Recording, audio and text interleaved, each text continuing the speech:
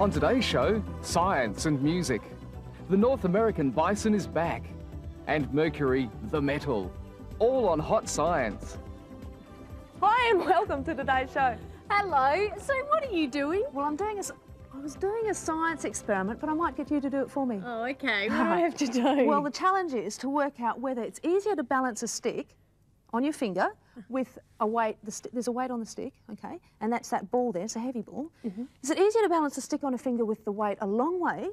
Up the top? Yeah, away from your finger. Or is it easier to balance a stick with the heavy part down close to your finger? What do you think? Down the bottom because of gravity. Oh, okay. Let's test it out and see. What, this way first? Oh, however you like. Okay. What? Oh, it wasn't too hard. Let's try this. Oh! Oh. Which way did you think was easier? With the weight on the top. Oh, I'm glad you said that because that's what I found too. And it just so happens that when a weight is a long way from where you're balancing the stick, it actually rotates or starts to fall more slowly, more like that actually, than if the weight is down close to your finger. It's true of, because it's rotating, it rotates more slowly when the weight's a long way from the centre compared to if the weight's in close to that balance point. Right, so it's harder to correct when it's down there. Sure, when it's up in the air and it's rotating more slowly, you've got more time to correct it. Play with it. Well, don't take our word for it. Why don't you use, say, a broom instead of the stick and the ball and try it out for yourself. Surface tension. Oh, there's nothing to get tense about here on Hot Science. I'm going to have a talk to that surface. Hi, Ooze, how are you? Oh, hi, Sue, not too bad. Hey, Sue, the surface is a bit tense today. Oh, you were talking about surface tension, weren't you? Yeah. Oh, well, that's the different sort of tension. Surface tension is to do with water and other liquids, and surface tension is why some bugs can actually walk on top of water, like this bug here. Oh, wow. Can you walk on water, Ooze? Oh, I could do anything, Sue. I can't. And you can see just where his feet, or its feet, are touching the water. All it does is make some dimples rather than splashing around, and it really does look like the water's got a skin, doesn't it? Sure does. So surface tension is the thing that gives water that skin effect. It's okay. What happens is that the water molecules are really strongly attracted to one another. Strong. And in a bowl of water, all the water molecules in here have got water molecules on top and side to side and underneath, pulling on them, attracting them. But on top of the water, there's no water molecules on top. There are from side to side and underneath, and that holds the water molecules on top in their position and in a sort of skin. And because of that skin, we can do some tricks. And I've got a challenge for you, Ooze. Okay. Do you think you could balance or float a pin on top of a bowl of water? Oh, no way, it's too heavy. It's too, well, you'd think so. If I just drop a pin... Oh, look, told you. I'm right, aren't I? Yeah, see? Well, there is a way of doing it using surface tension, and that is to gently lower the pin. Oops. Now, don't you make any splashes in my bowl. Okay. And just gently lower it so the pin's just sitting on the top, on the surface. Oh, wow. And then the skin of the water is enough to support the weight of the pin. Shall I try another one? Yeah, sure, try another one. That's amazing, isn't it? Oh, that one didn't work. It takes a little bit of practice. Sure does. There's another one. There's another one. Well, there is an even easier way of getting the pin to float. There is? Yeah. Okay, Give show this us. away. Okay. What you do is you take a piece of tissue paper and you wet it in the bowl on one side, and then, whoops, wet the other side as well. Yeah. Okay, now the idea is that the tissue paper is going to sink. But before it does that, I just want to put a couple of pins on top, like that. Yep. And then you just gently push the paper away. Right. And the pins will stay floating Oh, wow. on the surface. Look at that. It's nifty, isn't it? It sure is. Hey, Sue, do you reckon that my bowl of water's got surface tension in It it? sure does, and it's got a big oozy thing floating on top. That's real tense. Have you ever wondered how beautiful white carnations like these that you can see growing in gardens become these amazingly coloured carnations like these? Well, it's all artificial and done with dyes. You see, there's a pink, yellow, green and blue.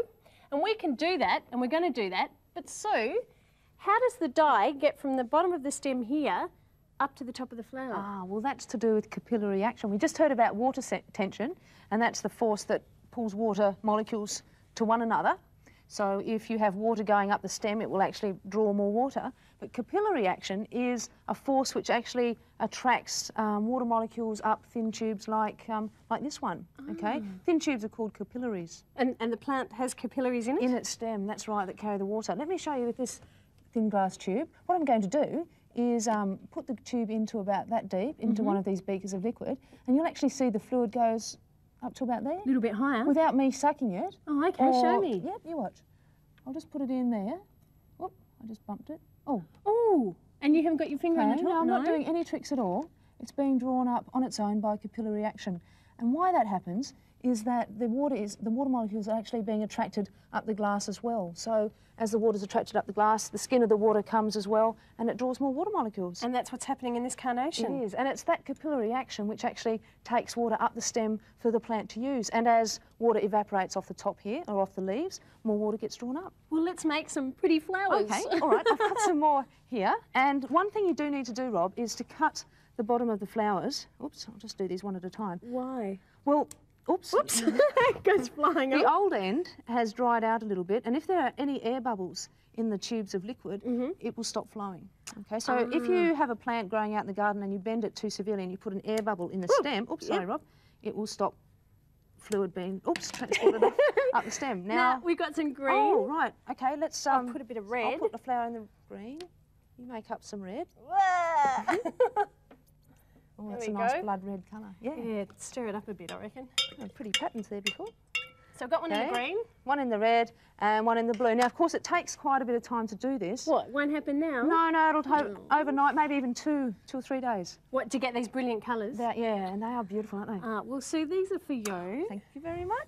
And if you'd like to give someone some really amazingly coloured flowers, why don't you give this a go? Hey, did I fool you? Did you see me under the water? Oh, there's lots of things to fool our eyes. Oh, except mine, of course. I mean, with eyes like these, how can anyone be fooled? No, but seriously now, there's lots of things to fool our eyes like this optical illusion. Now, what I want you to do is focus on the black square in the middle. Now, where the white lines join, you should start to see some grey dots.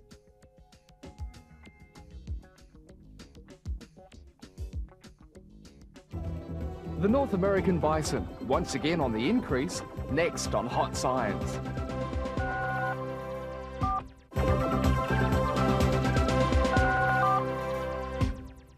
This is something of a success story, not only for zoos, but for this particular species. It's what the Americans called the buffalo, but it is in fact a North American bison. And at one stage, this creature, in fact fully grown versions of this creature, which are very large indeed, once covered the plains of Northern America. They existed in herds that were as big as 4 million. And yet when the white people came to America, they started to clear the land for grazing and introducing cattle. They shot these for their hide and for meat. And by about the end of the century, these vast hordes of millions and millions of bison were down to fewer than 500 individual animals, which was almost the extinction of the species. Well, since then, it's been put into natural parks, here we are, national parks and nature reserves and zoos, and it's been bred up all over the world. And in fact, it's been so successful that it's come back from the verge of extinction, and it's now quite plentiful, although it's still in captivity. But there are thoughts now that it could even go back and become a domestic animal. So it's one of the functions of zoos today. They've turned from being menageries, where you caged animals and peered at them behind bars, to become really the strongholds for species like the bison, which in fact would otherwise perish in the wild. And that is where they see their future in next century, really conserving animals that are on the verge of extinction and breeding them up in places like the zoo. That bison was huge! Yeah, big animal, isn't it? Now, Ooze, what's your favourite planet in the whole solar system? Oh, it'd have to be Earth. Yeah, Earth's pretty cool because we live on Earth. That's right. But I'll tell you another one that's great, and that's Mercury. Mercury? Now, Mercury is the planet closest to the sun. You can see the big yellow sun there and tiny little Mercury. All right. Then we have Venus, Earth, and Mars. Oh. Now, Mercury used to be a really big planet like Earth is. We can see them there. Yeah. But because it's so close to the sun, it shrunk. Oh, It's a poor little Mercury. planet now. Yeah. And it looks a little bit like our moon. It's got lots of craters on it. Oh. But Ooze, we could never live on Mercury. Never? No, because it doesn't have any atmosphere like we do on Earth. Its surface gravity is about half what it is on Earth, so gases aren't attracted to it. Yeah. And that means that heat can't be kept in or kept out. Whoa. So, during the day, 400 degrees. Wow! And at night, Yeah? minus 200 degrees. Oh, that's cold. It is cold. Yeah. But I'll tell you the best thing about Mercury. What's that? And that's its days and its years. Oh, yeah? Now, a day on Earth is the time it takes for the Earth to rotate on its own axis. And that is... 24 hours? That's right. Yes. Now, on Mercury, it takes 176 Earth days to do that. Wow! And years, now a year is the time it takes for the planet to go right around the sun. And on Earth, that's 365 days. Yeah, Rob, or 366 if it's a leap year. That's right. Yes. But on Mercury, it takes 88 days, so it goes really quickly. Wow! Now, Ooze, that means that you can have 2 birthdays in one day. Oh, great! Wouldn't that be that'd be so fun? much All that fun! cake. Yeah! That's so... Hey, there's another type of mercury as well. There is? And that's the mercury metal. And the mercury metal is used in things like this, a thermometer for measuring temperature. And down the bottom there is some mercury in... That's silver. Yeah, that's a metal. But it's actually a liquid. We think of most metals being solid, but mercury is unusual. It's the only pure metal which is liquid at room temperature. And so we use it for thermometers because you can cool this down, and it has to get colder than about minus 38 degrees, a little bit colder than that, Yeah. for it to turn hard. And it can be heated way up to about 360 degrees before it changes from being a liquid. Wow. And mercury is actually quite dangerous, so I'm going to put some gloves Oh, on. whoa, Ooze, I you think I'll just be keep over your here. I'll just put your little hand right here, okay? Right, keep away from the okay. mercury. Don't you do anything. I'm all right, yeah. In these 2 containers, all in one of these containers, I have some mercury. And one of the other interesting things about mercury is that the molecules of mercury attract one another very strongly. So instead of a skin on top that faces downwards, curves downwards, you actually get a skin that faces upwards. That skin's called the meniscus. But compare that with some water, and you can see that. Can you see the meniscus? The skin curves downwards. Oh. Now, what happens with most liquids? Does it curve up or No, down? it curves like water, downwards. Okay. Another thing about mercury is it's very heavy. I'm not acting that is an extremely heavy container, even though there's a little bit of liquid in it. I'm just going to pour a little bit into the plate here, like that. Ooh. Now, one of the things about mercury is that it's silver and it moves around very quickly because it's a fluid and a very good one. So one of the other names for mercury is quicksilver. And you can move it around like this. Look at that. It's quite bizarre, isn't it? It's a metal, but it's a liquid too. Now, one thing about mercury, I said it's already quite dangerous, but if you have a mercury thermometer and you should happen to drop it and it breaks and spills mercury around, it's very important that you tell a grown-up, because you have to get rid of that mercury carefully and properly, because it can cause quite a bit of damage to people. Oh, so there you go. You now know everything there is to know about mercury. Yeah! Every 40 minutes, the sun delivers as much energy to the Earth as all the people on the Earth use in a year. Biological rhythms. Biological rhythms. I don't think I know what biological rhythms are, although I think they do have something to do with the body. Well, we have our own psychologist in with us, Dr. Leon Lack. Hi, Leon. Hi, Robin. What are biological rhythms? Biological rhythms are simply changes in any biological measure, going up and coming back down again. For instance, body temperature goes up to reach its highest value late in the day, then it starts dropping and gets down to its lowest value late at night when we want to go to bed and want to sleep. And then it goes up again and it goes down up again? the next day and down again on a 24-hour basis. Are there lots of biological rhythms going on? Yes, virtually all the biological measures of the body show these 24-hour biological rhythms. Now, you're interested in sleep disorders. How does biological rhythms affect those? Well, sleepiness is related to body temperature. For example, when body temperature goes up to its highest values, which normally is about 6 or 7 o'clock in the evening, it's very difficult to fall asleep then. We feel our most alert and energetic. Most active? Most active. But by 9 or 10 o'clock, it's starting to drop, and we're starting to feel drowsy about the time we want to go to bed. And during the night, it's at its lowest value when we want to sleep, and that is the best time to sleep, when it's at its lowest value. Then later, at about 6 or 7 o'clock in the morning, it starts back up again, and that's the time we want to wake up, and we feel like it because the body temperature is coming back up again. Now, what happens if those biological rhythms aren't quite right? Well, the biological rhythms delay, for example, and our alert period is more like at 9 or 10 o'clock at night. It's very difficult to get to sleep at that point, and we can't get to sleep perhaps until around midnight, and then at 7 o'clock in the morning, if you want to wake up then, you haven't had sufficient sleep and it's still a low point in biological rhythm. Now, how does that happen? How does it get out of whack? Well, it can get out of whack, if you like, mainly from the weekends, sleeping in late on Saturday and Sunday morning. It can allow the whole rhythm to delay to a later time. And what happens? There's a girl here that's tossing and turning. She's having difficulty getting to sleep, obviously, and it's almost midnight, and she'll only get 7 hours of sleep that night, and that's going to interfere with her daytime activities and her alertness during the day. Cause some problems then? It certainly might. Now, how do you stop this from happening? Well, we do know that exposure to bright light affects the timing of these rhythms. And bright light stimulation in the morning would have the effect of shifting the timing back to an earlier time. What, like sunlight? Sunlight, or in the wintertime, if no sunlight is available, then high-intensity indoor lighting, as provided, for instance, by this light box, can substitute for sunlight. Now, there's 8 globes in here. If I turn this on, what do they have to do? Well, they have to sit in front of the box, not very far away, and to look into it, either eating their breakfast or reading, but the light has to go into their eyes. Ooh. Now, who does it affect, having biological rhythms that aren't quite right? Well, it can affect anybody, but I guess teenagers probably have the greatest problem with this. Delayed Right. rhythms. Well, take care of those biological rhythms. That's right. Thank you very much for coming in, Leon. You're most welcome. Next, great music and technology.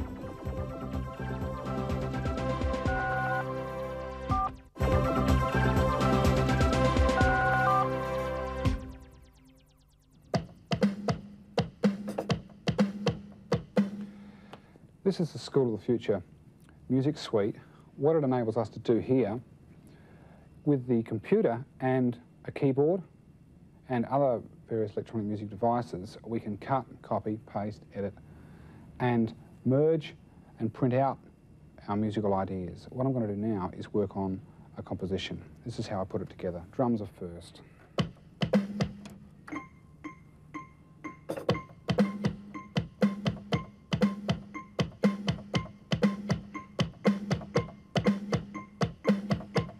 So that's a bass drum and a snare drum. I'll quickly go up to the next one, and I'll even name this track HH, which I've done at the top there, for hi-hats.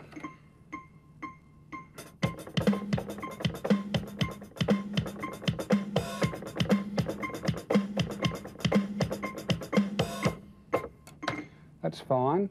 Go to the very top, and now what I'm going to do is put a piano sound in. So I need to mark my track. P&O, P&O. Here we go.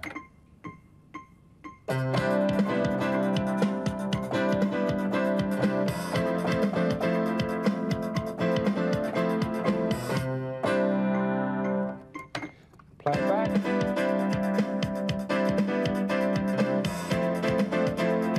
That's fine. Okay, moving over to this workstation here, I can see that I've got a melody line that I've added to my particular drum track. I can click on the notes and it will light up for me. I can move that particular note around as well. Also, I can do proof hearing, which is what a word I use, or words I use, for picking the best sound to carry my melody line and other areas of my musical ideas. Let's have a listen and follow the notes as this goes through.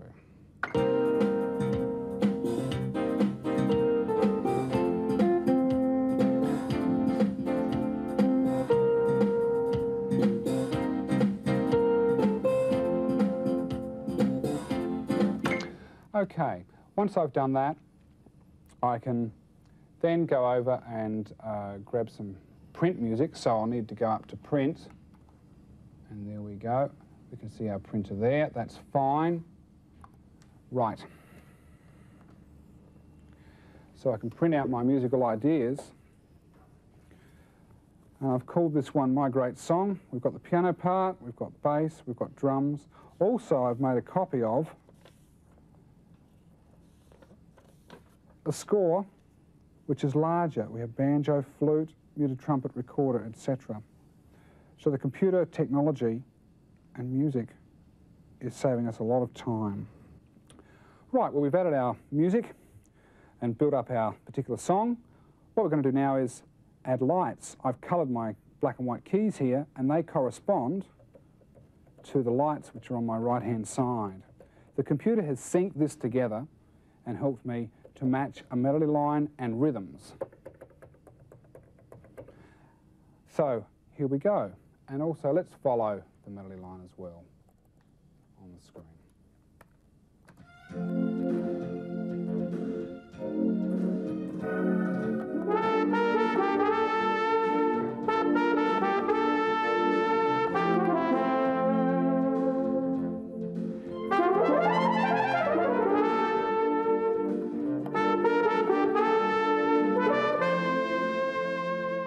What a beautiful sound! All it was missing was my singing. Oh, please. Oh, that's a terrible sound. Oh, thanks. Our ears hear these sound waves. Let's have a look at a diagram and find out how the ear works. Oh, great. On the outside collects sound waves. Yeah. And the sound waves travel through that tube to the inner part of the ear, and the Right. vibrations are transferred. And the blue thing there that looks like a snail is actually called the cochlea. And it's that thing which sends electrical vibrations to the nerve. And can you see that going from the blue thing up to the right-hand corner? Yeah, sure can. That's the nerve to the brain. Now, some people have problems with their cochleas. They don't work very well. Yeah. And a solution can be to completely bypass their cochlea and use an implant like this one. All of this part of the implant actually is on the outside, and this part goes inside the head. Right. Now, here's a microphone. Yeah. The microphone detects the sound vibrations and sends them down a wire to this thing, which sits in the person's pocket. Right. And this uncodes the sound vibrations and recodes them as an electrical signal, and that goes back through the wires to this thing here, which sits on the outside of the head just behind the ear. Then this thing, actually here, is the receiver, Yeah. which sends electrical signals along this wire, which stimulate the nerve inside the head, and that sends a message to the brain. Now, what do you think this would sound like? Well, people who've had cochlear implants, some people say it sounds like a person talking underwater, so it's a bit muffled. Others say that it sounds like a computer talking, so it's a bit digital. And others say it sounds like just like a real person talking, just like they remember it before they had a hearing problem. Right.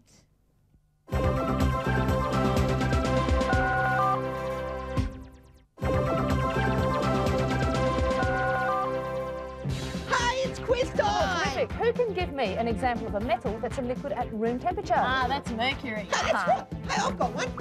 What helps small insects to be able to float or walk across water?